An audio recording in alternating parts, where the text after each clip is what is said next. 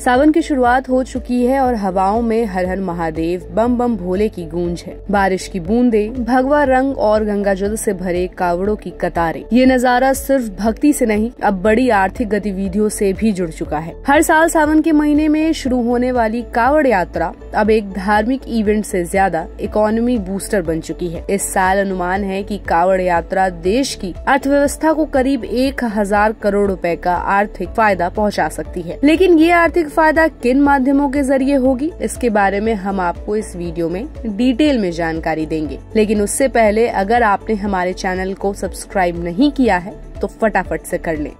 कावड़ यात्रा उत्तर भारत में सबसे बड़े धार्मिक आयोजनों में से एक बन चुकी है। लाखों श्रद्धालु गंगा जल लाने के लिए हरिद्वार, गंगोत्री और गौमुख जैसे तीर्थ स्थानों की ओर रुख करते हैं। लेकिन इन कावड़ियों का असर सिर्फ धार्मिक क्षेत्र तक सीमित नहीं है। ये यात्रा अब हर उस सेक्टर को अफेक्ट कर रही है जो कहीं न कहीं लोगों की जरूरत से जुड़ा है, जैसे transportation, hotel, tent house, local vendors, food suppliers और रिटेलर्स। मनी कंट्रोल की रिपोर्ट के अनुसार इस पूरे आयोजन में हजारों करोड़ रुपए की गतिविधि होती है। कावड़िये ट्रेवल के लिए बसों, टैक्सियों और प्राइवेट गाड़ियों का इस्तेमाल करते हैं, जिससे ट्रेवल इंडस्ट्री को बड़ा फायदा होता है। पेट्रोल डीजल की खपत भी बढ़ जाती है। वहीं खाने पीने, टेंट लगाने, रुकने और सेवा के लिए लाखों रुपए खर्च होते हैं। छोटे शहरों और गाँवों में टेम्परेरी टेंट्स और लंगरों के जरिए स्थानीय रोजगार को बूस्ट मिलता है। दुकानें भगवा टी शर्ट, जूते, बैग्स, बैंड्स, ध्वज और दूसरे धार्मिक चीजों से भर जाती हैं। इस बार की यात्रा में खास बात ये है कि दिल्ली की मुख्यमंत्री रेखा गुप्ता ने कावड़ समितियों को सीधा आर्थिक फायदा देने का ऐलान किया है। अब सेवा करने वाली समितियों को फंड डायरेक्ट बेनिफिट ट्रांसफर के जरिए सीधे बैंक खातों में मिलेगा, जिससे व्यवस्था और भी मजबूत होगी। साथ ही नोएडा पुलिस ने 15 दिन की ट्रैफिक एडवाइजरी जारी की है, ताकि यात्रा के दौरान ट्रैफिक जाम और केओस से बचा जा सके। ये साफ दिखाता है कि सरकार भी इस आयोजन को एक गंभीर आयोजन मानती है, जिसमें बेहतर प्लानिंग की जरूरत है।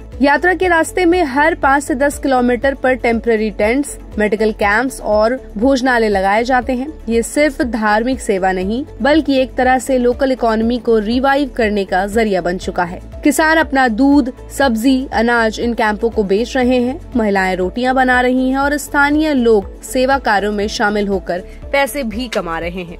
यानी ये आयोजन एक ग्रामीण बेस्ड माइक्रो इकोनॉमिक मॉडल बन गया है। छोटे व्यापारियों के लिए भी ये समय किसी त्योहार से कम नहीं होता है। टी शर्ट प्रिंट्स, झंडे बेचने वाले, फूलों की दुकानें, गंगा जल की बोतलें बनाने वाले, सबकी सेल इस दौरान कई गुना बढ़ जाती है।